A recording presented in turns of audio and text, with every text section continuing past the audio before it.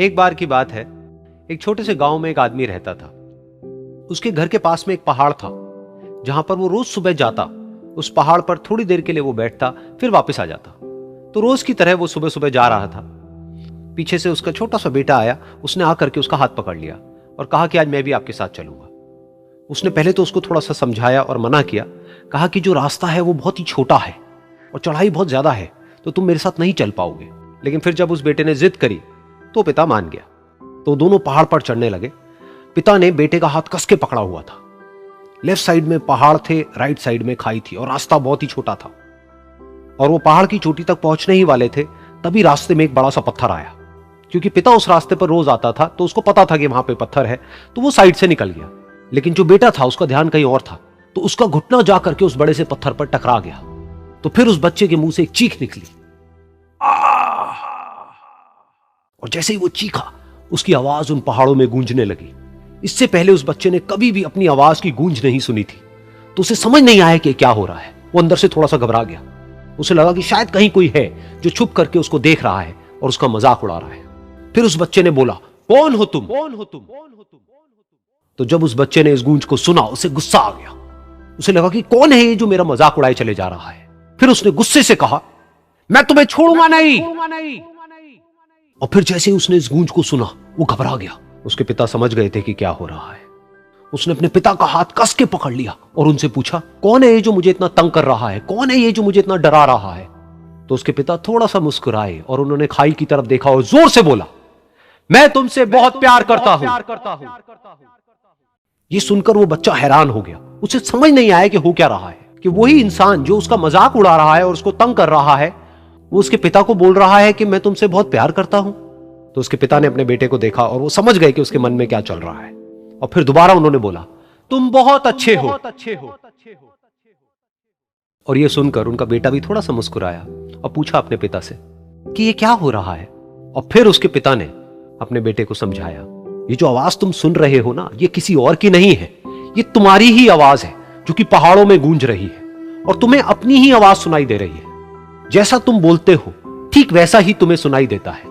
अगर तुम गुस्से से कुछ कहोगे तो पलट करके जो आवाज आएगी उसमें भी गुस्सा होगा, लेकिन अगर तुम कुछ अच्छा कहोगे तो वो आवाज भी अच्छी होगी। बिल्कुल इसी तरह से हमारी जिंदगी में भी होता है। जैसा तुम अपने मन में इस जिंदगी के बारे में सोचते हो, ये जिंदगी तुम्हारे लिए बिल्कुल वैसी ही हो जाती है। अगर तुम मन ही मन अपने आप को ये बोलते रहोगे कि मेरी जिंदगी तो बहुत ही बुरी है, तो तुम्हारी जिंदगी सच में बुरी हो जाएगी। और अगर तुम अपनी जिंदगी से प्यार करोगे तो तुम्हारी जिंदगी भी तुमसे प्यार करेगी। ये बात उस बच्चे के दिमाग में घर कर गई और फिर वो दोनों उस पहाड़ की चोटी पर गए। लेकिन बच्चे के दिमाग में यही बात घूम रही थी। और फिर वो बच्चा खिलखिला के हंसा और उसने अपने दोनों हाथ खोले और अपनी पूरी ताकत से बोला, मैं तुमसे बहुत प्यार करता हूं। कॉमेडी। अब ये बात बड़ी अजीब लग रही है सुनने में, लेकिन ध्यान से समझना। बोलते हैं laughter is the best medicine. सच है, बट मेडिसिन की भी एक लिमिट होती है।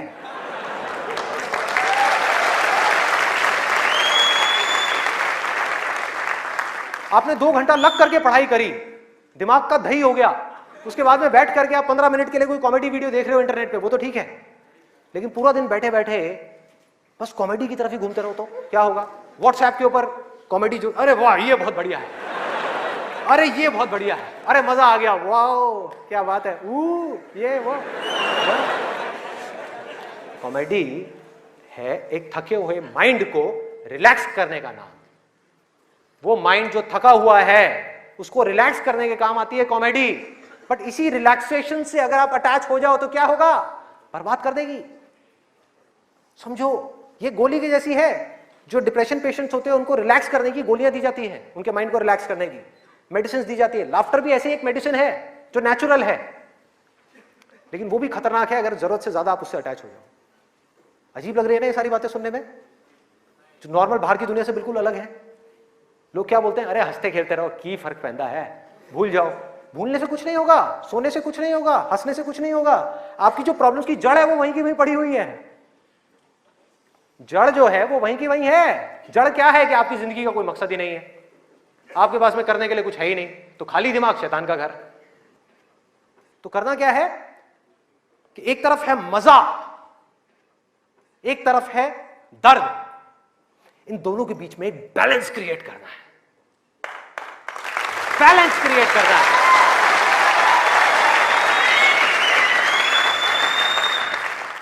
मैं ये नहीं कह रहा कि सिर्फ ये करना है या सिर्फ वो करना है, नहीं, दोनों के बीच में बैलेंस क्रिएट करना है। अरे मैं भी मूवीज देखता हूं, मैं भी बहुत कॉमेडी शोज देखता हूं, मैं भी बहुत मजे करता हूं, अपनी जिंदगी को खुल करके जीता हूं, लेकिन साथ साथ में बैलेंस क्या है कि वो काम जो करना जरूरी है, उसको करने के लिए जो मैं करना चाहता हूं, चाहे उसको करने में कितना भी दर्द क्यों ना हो, उस दर्द को सहने के लिए मैं तैयार हूं।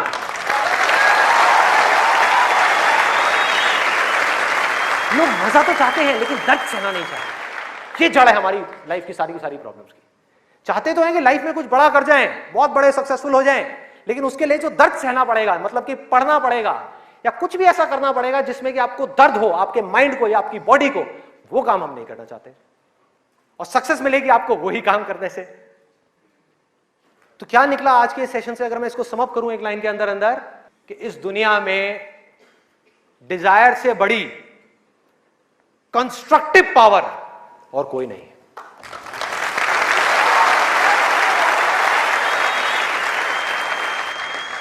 सब कुछ बदला जा सकता है अपनी जिंदगी में भी और इस पूरी दुनिया में भी।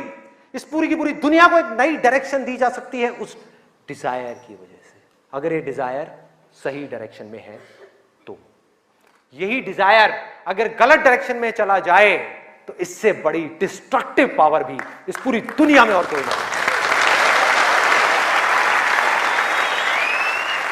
जो लोग ऑलरेडी एक पर्टिकुलर एज पे पहुंच चुके हैं, मैं उनके लिए नहीं बोल रहा, लेकिन आज यहां पर जो स्टूडेंट्स बैठे हुए हैं, जिनके आगे अपनी पूरी की पूरी जिंदगी पड़ी हुई है, उनको यह फैसला करना होगा भाई। और आपके फैसले के ऊपर इंडिया का नहीं, इस पूरी दुनिया का फ्यूचर डिपेंड करने वाला है।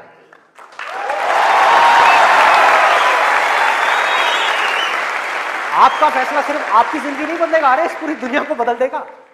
क्या फैसला करोगे आप? किसको चुनना है और किसको छोड़ना है, किसको लिमिट में करना है और किस तक जाना है। जिस तक जाने में डर लग रहा है, उस डर को फेस करना है, उस दर्द को सहना है। कैसे? तो अंदर से सिर्फ एक चीज बोलते रहना है, सिर्फ एक लाइन, कि मुझे जिंदगी में कुछ करना है, मुझे कुछ करना है, मुझे कुछ करना है, मुझे कुछ करना है, मुझे कुछ करना है, मुझे कुछ करना है, मुझे कुछ करना है, मुझे कुछ करना है, मुझे कुछ करना है, मुझे कुछ करना है, मुझे कुछ करना है, मुझे कुछ करना है, मुझे कुछ करना है, मुझे कुछ करना है, मुझे कुछ करना है, मुझे कुछ करना है, मुझे कुछ करना है, मुझे कुछ करना है, मुझे कुछ करना है, मरते दम तक करना है, करते रहना है, चाहे कुछ भी हो रहा है, मुझे करते रहना है, मुझे हार नहीं माननी है, मुझे कुछ करना है, मुझे कुछ करना है, मुझे कुछ करना है। इसको छोड़ना नहीं है, इसको पकड़ करके रखना है। आसान है, बहुत आसान है। अंदर से जिस दिन आ गया ना कि मुझे कुछ करना है और वो करना भी आसान है, अरे तो कौन रोकेगा आपको भाई? सोचो। आज हमारे लिए एंजॉयमेंट का मतलब क्या है, शादी का मतलब क्या है? शादी में शादी के लिए कोई नहीं जाता, खाने के लिए जाते हैं। अरे भाई उस शादी में खाना बहुत बढ़िया था, मजा आ गया। खाना जब तक आप पेट की भूख को मिटाने के लिए खा रहे हो तब तक वो अमृत है, और अगर खाना आप मन की भूख को मिटाने के लिए खा रहे हो तो वो जहर है।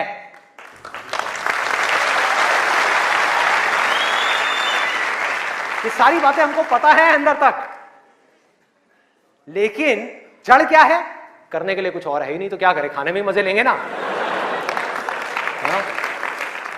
या तो करने के लिए और कोई ढंग का काम हो, कोई और मकसद हो जिंदगी में, कोई डिजायर हो, उसको तो पूरा करें। है ही नहीं तो क्या करें? यही करो ना, खाओ पियो मस्त रहो। एनर्जीज कहां चली गई? खाने के ऊपर चली गई, क्योंकि खाने में मजा है।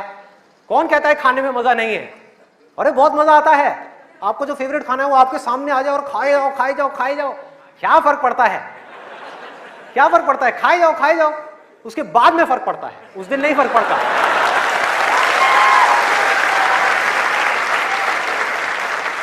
जिस आदमी की बॉडी ठीक काम नहीं कर रही, उसका माइंड किसी भी हाल में ठीक काम कर ही नहीं सकता,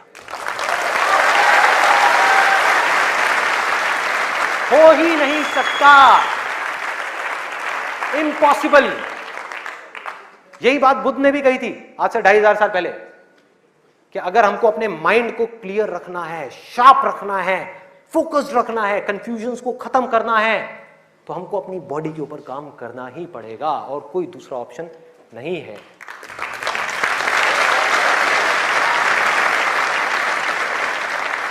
एनर्जीज को सही डायरेक्शन देनी है। वो एनर्जी जो खाने पीने में जा रही है उसको लगाना है एक्सरसाइज में, उसको लगाना है खेलने में, उसको लगाना है फिजिकली वर्कआउट करने में, कुछ करने में, अपने टेस्ट को धीरे धीरे बदलने में। वहां से हट करके ये जो मिर्च मसाले वाली है, ऐसी ऐसी जो चीजें हैं तेल वाली और ये सब चीजें, यहां से हटा करके फ्रूट्स में, वेजिटेबल्स में, ऐसी ऐसी चीजों में। अब मैं और ज्यादा नहीं बोलूंगा, नहीं तो ऐसा लगेगा न्यूट्रिशन की क्लास चल रही है।